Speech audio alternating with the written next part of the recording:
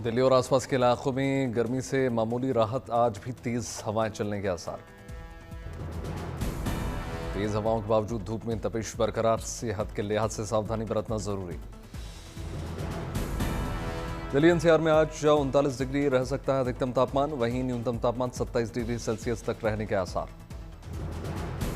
21 अप्रैल से दिल्ली में तापमान में हो सकती है बढ़ोतरी, 23 अप्रैल के बाद 40 डिग्री के पार जा सकता है पारा। राजस्थान के कई भागों में लू चलने की वजह से संभावना, कल गंगानगर और चूरू में 45 डिग्री के पार रहा तापमान। राजस्थान के 7 जिलों में तेज गर्मी पड़ने का येलो अलर्ट, गर्मी और लू से बचने के लिए चेतावनी जारी। उत्तर प्रदेश के 25 जिलों में आज धूल भरी आंधी की चेतावनी, कई इलाकों में मौसम विभाग ने जारी किया ऑरेंज अलर्ट। बिहार के भी कई इलाकों में बदल रहा है मौसम का मिजाज, राज्य के ज्यादातर हिस्सों में आंधी, पानी और बिजली गिरने की आशंका। तमिलनाडु के कई इलाकों में जोरदार बारिश, भीषण गर्मी से मिली राहत। जम्मू कश्मीर में खराब मौसम के चलते उड़ानों पर पड़ा असर, जम्मू एयरपोर्ट पर यात्री हुए परेशान।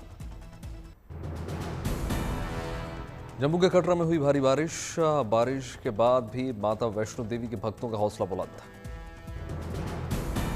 बड़गांव पुलिस ने भारी बारिश, बिजली, ओलावृष्टि के अलर्ट को देखते हुए आम जनता के लिए शुरू की हेल्पलाइन सेवा, आपातकालीन मदद के लिए जारी किए नंबर। अयोध्या में बारिश और आंधी तूफान ने किसानों की बढ़ाई टेंशन, बेमौसम बारिश से बर्बाद हुई गेहूं की फसल। यमुनानगर में बेमौसम बरसात से किसानों को भारी नुकसान, गेहूं का स्टॉक बर्बाद। बिजनौर में तूफान ने मचाई तबाही, कई स्थानों पर पेड़ टूटकर गिरे, कई विद्युत लाइन और ट्रांसफार्मर धराशाही, ईदगाह में तूफान से ध्वस्त। गुलमर्ग में हुई शानदार बर्फबारी, सैलानियों की बल्ले बल्ले। सफेद चादर से लिपटी पहाड़ों की चोटियां पर्यटकों से गुलजार। बांदीपुरा में ऊपरी इलाकों में लगातार बारिश से प्राथमिक स्तर पर कक्षाएं स्थगित, गुरेज में बर्फबारी के कारण मिडिल स्तर तक की शैक्षणिक गतिविधियों पर रोक। कश्मीर के मैदानी इलाकों में हो रही है बारिश और पहाड़ों पर ताजा बर्फबारी से तापमान में आई है भारी गिरावट, घाटी में गर्मी में ठंडक का एहसास।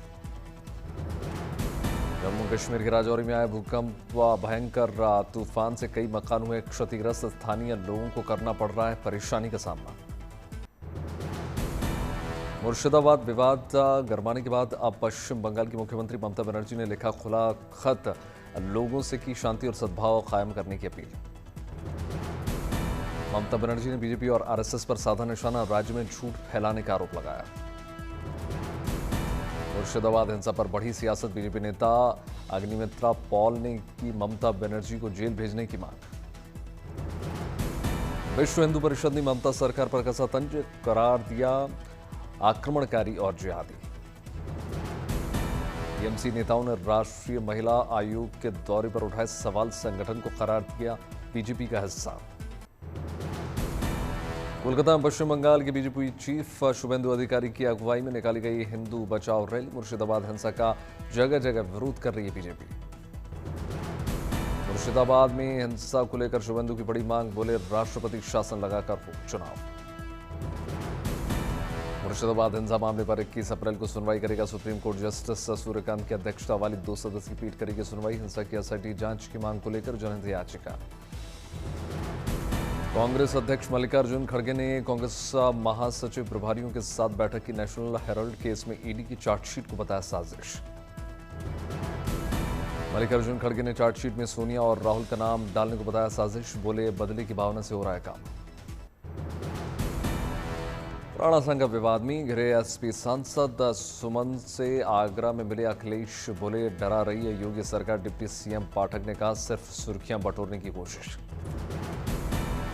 बीजेपी सांसद निशिकांत दुबे ने सुप्रीम कोर्ट पर उठाया सवाल, कहा धार्मिक युद्ध भड़का रहा है सुप्रीम कोर्ट।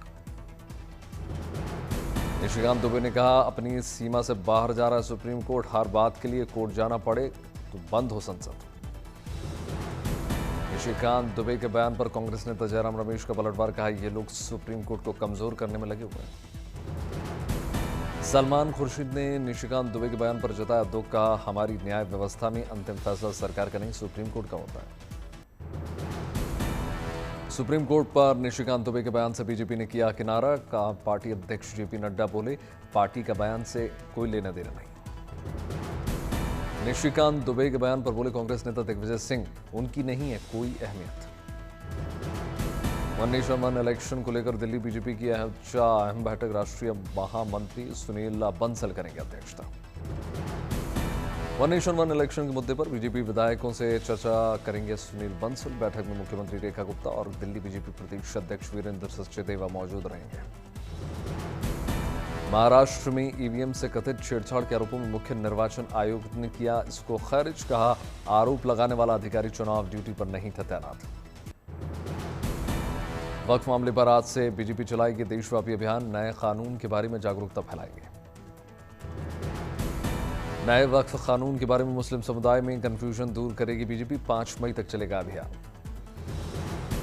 बीजेपी अध्यक्ष जेपी नड्डा का बयान। वक्फ कानून के बारे में फैलाया जा रहा है भ्रम, पार्टी करेगी बेनकाब। एआईएमआईएम नेता ओवैसी ने फिर से नए कानून को लेकर सरकार पर बोला हमला। कहा मूल अधिकारों और संविधान के खिलाफ है कानून। ओवैसी का बड़ा बयान। यूनिफॉर्म सिविल कोड के नाम पर मुसलमानों के अधिकार छीन लेना चाहती है सरकार। आज मिशन बिहार पर कांग्रेस अध्यक्ष मल्लिकार्जुन खड़गे बक्सर में जय बापू जय भीम जय संविधान रैली जनसभा को करेंगे संबोधित। राज ठाकरे फिर से उद्धव ठाकरे के साथ आने की अटकलों पर महाराष्ट्र की सियासत में बड़ी हलचल। राज ठाकरे का बयान साथ में आना ये कोई कठिन बात नहीं है लेकिन सवाल इच्छा का है।